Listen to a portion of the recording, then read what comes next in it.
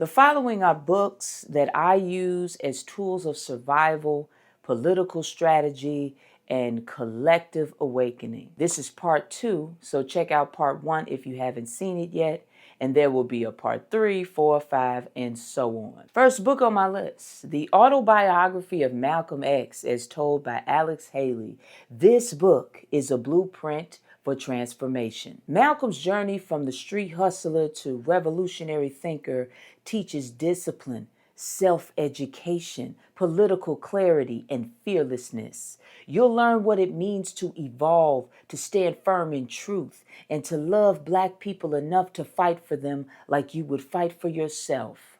I don't know anyone who has read this book and stayed unchanged. I literally based the BRC, my organization, off of Malcolm X's vision for his organization that he never got to see through. And that is the Organization of Afro-American Unity. This man, this book, read it. You can thank me later. The next book is called Caste by Isabel Wilkerson. Wilkerson exposes how America operates not just on racism, but on a caste system, a rigid social order designed to keep Black people at the bottom. You'll learn the mechanisms of structural oppression and gain the language needed to explain what we experience daily as Black folks. This book helps Black readers reject the lie that racism is random or individual, revealing the system behind our suffering. This is a very important book. Please take the time to read it. This is one of my favorite books ever. Oh, we learning today, y'all. This next book is called Black Power, The Politics of Liberation by Kwame Ture, aka Stokely Carmichael, and Charles B. Hamilton. This is one of the most important political books ever written for Black people. It teaches us the science of political power, of how it's built, how it's lost, and how Black people can organize independently. It explains why integration alone cannot deliver liberation and why institutions, not individuals, determine our freedom. It is essential reading for anyone serious about political organizing and gaining political power for Black people. Please read this book. Our next book is Black Skin, White Mask by Frantz Fanon.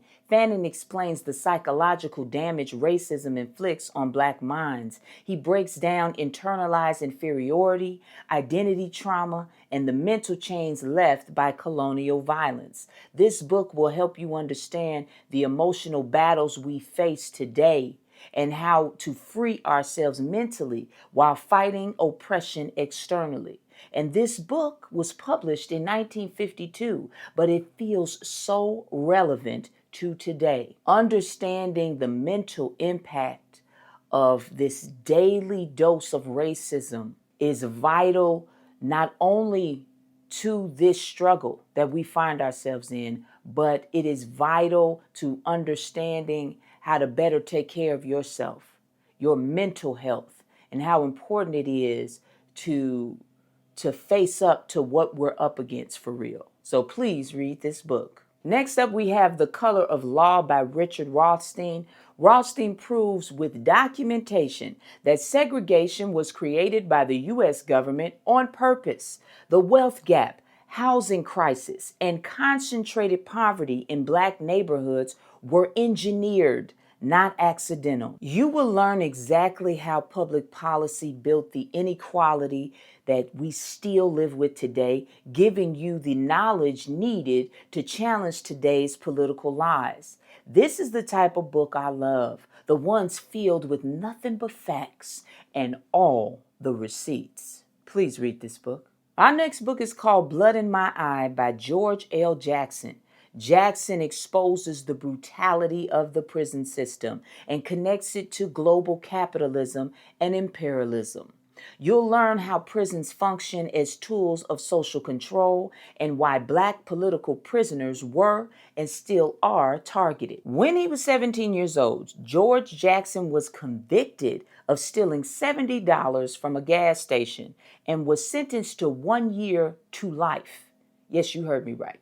He spent the rest of his life in jail for $70 because the justice system isn't racist.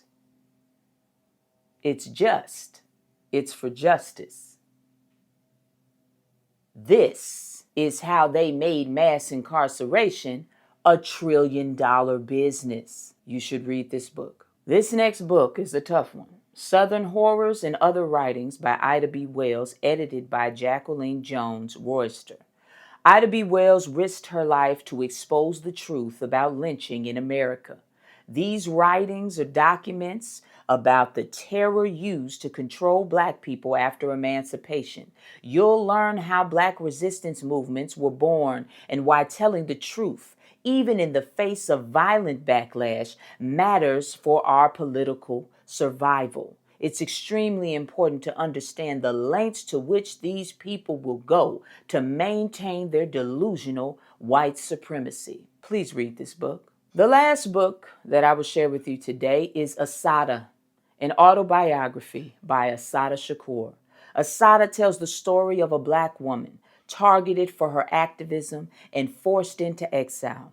You'll learn about COINTELPRO, police repression, and how the U.S. government intentionally destroys Black movements by intentionally destroying its Black leaders. But you also learn about resilience, community, and radical love. Assata's story is a reminder that Black women have always been essential to the freedom struggle. This book illustrates the sacrifice involved in Black liberation. Rest in heaven, Assata Shakur. Please read this book. Now, make no mistake, reading about the truth of what happened to your people and what's still happening to us will be very difficult emotionally. So take your time getting through these books. It is worth it, and it will set you free and set you apart from those who speak without facts, who make decisions without facts. The more educated we are as a collective, the more progress we can make towards our Black liberation. That is fact. I hope you enjoyed this video. If you have any questions, please be sure to put them in the comment section below. If you would like to donate to the BRC, there's a link below, or there's a link in my bio. If you would like to volunteer and become a member of the BRC, there is a link below or a link in my bio. As always, I love you, Black man. I love you, Black woman. Knowledge is power. Power to the people.